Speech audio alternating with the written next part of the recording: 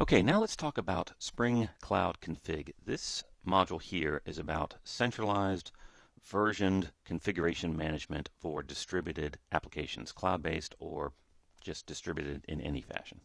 Now for this module, the purpose of this is to bring you to a place where you can explain what Spring Cloud Config is and make it so that you can build and run your own Spring Cloud Config server.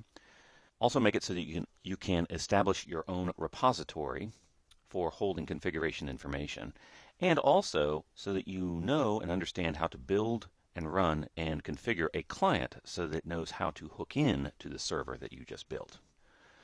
So here's our outline. First of all, I'm going to clarify exactly what we mean by configuration management. It means different things to different people. I'll talk about the challenges that typically come up, and then I'll discuss a desired solution. And based on that desired solution, predictably, I'm going to get into Spring Cloud Config and explain what it is. I'll explain this by talking first about the server side and then how the client side can hook into it. Now I'll finish by talking about some miscellaneous issues that come up, including a lot of attention about repository organization, since there is a lot of variability there. So first of all, what do we mean by application configuration? As you know, as an experienced developer, you know that applications are more than just program code. Applications have connections to resources like databases or message queues or email servers, and also they need to call other applications. For example, they might need to call web services and such. Now, usually when we have credentials for databases or URLs that connect to specify message queues and such, we usually don't hard code that in our code. That's not a good practice. Usually we use some type of external configuration to dynamically adjust the software behavior, to describe where the resources are located and how to connect to a database. That's what we're talking about when we say application configuration here. There's other types of application configuration that this isn't really applying to. For example, your traditional Spring applications might have XML files that describe the structure of the application. That's not what we're talking about here. That is synonymous with application code. We're talking about external things that describe where the resources are and such. Now, what are your different configuration options? Now, one of the options right off the bat is you could hard code, but we already described that that's not a good idea. Most developers understand that's not a good idea.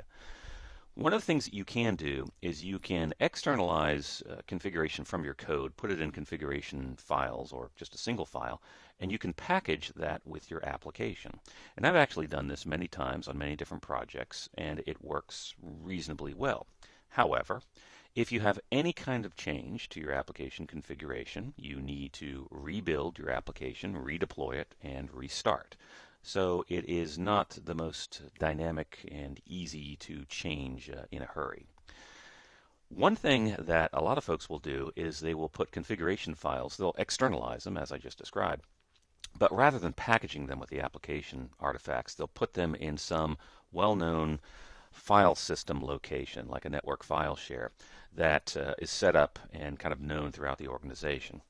And this works fine as long as you have a file system. Now, in a lot of cloud-based environments, you don't really have, or at least it's not easy to get, a shared file system in which to do this. You wind up doing a lot of work to do this. Usually in most cloud-based systems, whether we're talking about something like a Cloud Foundry or an Amazon or a Google, usually we're dealing with ephemeral file systems.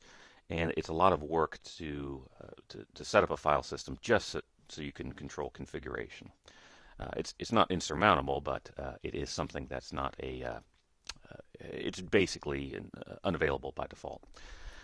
Now, one thing that you can do is you can use environment variables. Environment variables work in different environments. They work differently in different platforms, but most operating systems that you've worked with and I've worked with, they have the concept of an environment variables. And certainly most languages that you know of can access environment variables. Now, one challenge is that if you have a large number of things to set, a large number of individual variables, it's difficult to manage, it's difficult to duplicate. You could miss an environment variable. It's a little bit problematic. In fact, years ago, I ran into a case where a company ran out of environment variable space because they had so many different things they were trying to store in the environment variables. Now, another thing you can use is a cloud vendor specific solution. So, for example, if I was using Heroku, I could use Heroku's uh, environment variable conventions. If I were using Cloud Foundry, I could use their VCAP services variable. And that works fine. It's basically using environment variables, but there's a little bit of a catch. You wind up coupling your application to a specific environment. So if I was running my application on Cloud Foundry, I would have to have code, or at least a library, that would know how to interpret the Cloud Foundry specific settings and make it available to my application. Now, a couple other challenges that you should think about. When we have a monolithic application, we have, the typical challenges that I just discussed. But when we have microservices, we have a large number of dependent services, so we have even greater need for application configuration. If we manually set up our relationships between the different services, that's a lot of manual work, and it's also very brittle. The last I heard, Netflix has about 600 or so microservices in their main production video streaming environment. And you can imagine that there are a lot of relationships between those various services. And so you just think about the challenge that it takes to coordinate that many services. Also, dynamic updates. This is something that most programs want to be able to do. It's nice to be able to make it so that if you were to make changes to your configuration, you could do it automatically and have your application automatically pick it up. Now, when you're using environment variables, your application code has the ability to go get those new values, but most applications don't do that. So we do have a need, or at least a strong desire, to be able to set up some changes and have them be absorbed by the applications immediately. Another thing is version control. This is usually something that folks don't think about when you're using environment variables or if they're using a common file system. It's nice to be able to have some traceability when you're talking about configuration changes. A lot of times, if you're using environment variables or Chef or Puppet to deploy things, you might have procedures that you need to satisfy, say ITIL-based procedures, where you need to account for all of the changes in a production environment. It's very wise to do.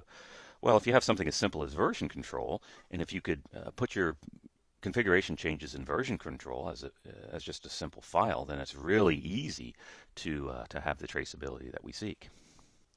So if I were to summarize this, let's think of this in terms of a desired solution. Blue sky here. Desired solution for configuration management. We would like something that is platform independent and also cloud independent and language independent. If we're getting down to it, we would like something that is open enough to be used outside of Spring and Java and usable by other languages.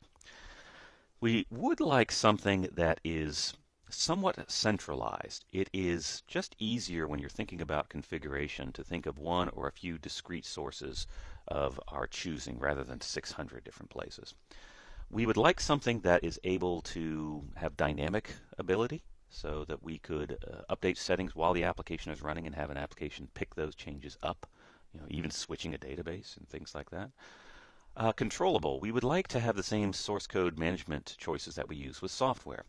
And also a nice thing that would be nice, especially thinking of the Netflix situation, think of the 600 services intercommunicating. It sure would be nice if we had the ability for the services themselves to register themselves with some type of central repository, so that when a service comes up, it could simply register with some type of centralized configuration resource and say, I am available, this is my URL, you can start using me now. Well, this is exactly the type of thing where, predictably, Spring Cloud is going to come in. Spring Cloud Config, which is the first topic that I'm going to talk about, is all about providing a centralized location for applications to get their configuration information. It's externalized from the applications, it's able to be secured, and it's an easy-to-reach source of application configuration, regardless of what language you're using.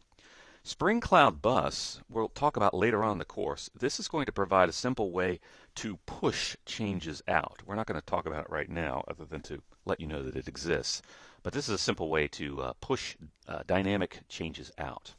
And in the next module, we'll talk about Spring Cloud Netflix Eureka. That's actually the full name of it. And this is about service discovery. And this is the self-registration thing that I alluded to, allowing applications to register themselves as up and ready to go. So first, let's focus on Spring Cloud Config. Spring Cloud Config is simply an application that is designated as a centralized server that serves up configuration information. It's conceptually quite simple. The configuration information itself, though, is, and possibly is, backed by some type of source control. The same type of source control options that you're familiar with using with code itself. And the idea with Spring Cloud Config is that client applications can connect over HTTP and they can retrieve their configuration settings when they start up. And they can do this in addition to their own internal sources of configuration, be it internally packaged files or environment variables or whatnot. So you see from this illustration, we have the config server right here, and I have a few client applications connecting to it, two Spring applications. But just to keep the point open, there's a client application written in some other technology. Let's say it's .NET. It can still communicate with a configuration server because everything is exposed over RESTful services, over HTTP. The config server itself is something that we can run multiple copies of it. That's what the multiple copies allude to. We can put this behind a load balancer, which really isn't illustrated here, and the config server can serve up configuration information that comes from backing files on a number of different sources, be it source control or just flat files or whatnot. Now there's two sides of Spring Cloud Config. There is a Spring Cloud Config server and a Spring Cloud Config client. Let me start by talking about the server side. The server is actually available, the code is available out in GitHub. You could go to this link here and you could download it and run it. However, what I'm going to do is I'm going to show you how to build your own because it's very, very easy to do. And actually, in the upcoming lab, you're going to build your own. It just takes a few steps. Let's start by building a Spring Boot project, then altering the dependencies slightly.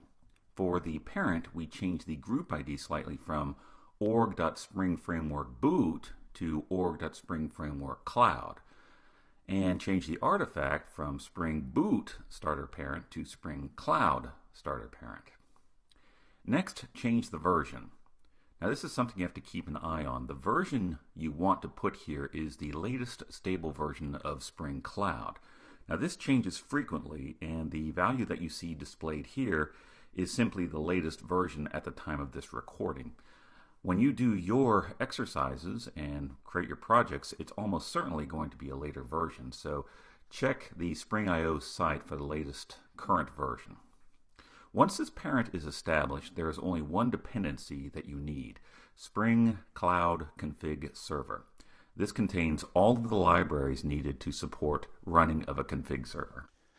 Now next, what you need to do is specify in the Spring Cloud Config Server's internal configuration where it should go when it needs to find the actual configuration information itself that needs to be served up. There's a couple different options that I'm going to tell you about. One of the compelling options is to use source control like you see here. This is a YAML file. I'll go into this a little bit more later. And this is indicating that Spring Cloud Config Server should use a Git URI and should go out to GitHub to actually obtain the configuration information. If you take a close look at that URI, it's the exact same URI where you got the student files from this course, so you can actually see what's in there. And the search path there happens to be a subfolder. That's how you specify that. But this is basically saying, Spring Cloud Config Server, go out to this location to find the individual files that contain the configuration information. Now this happens to be a YAML file. You could use application properties to do the same thing. I'll describe YAML and properties in just a second. The third step, really easy. In your Spring Boot application, in one of your configuration classes, such as your main application class, just add enable config server. And that's it. You're done. Build it and run it. When you run it, you'll typically want to run multiple instances in a production environment. You'll typically want to run them behind a load balancer. But that's it. Just jar this up or war it up if you want to deploy it as a war and run it. You're done. That's your configuration server.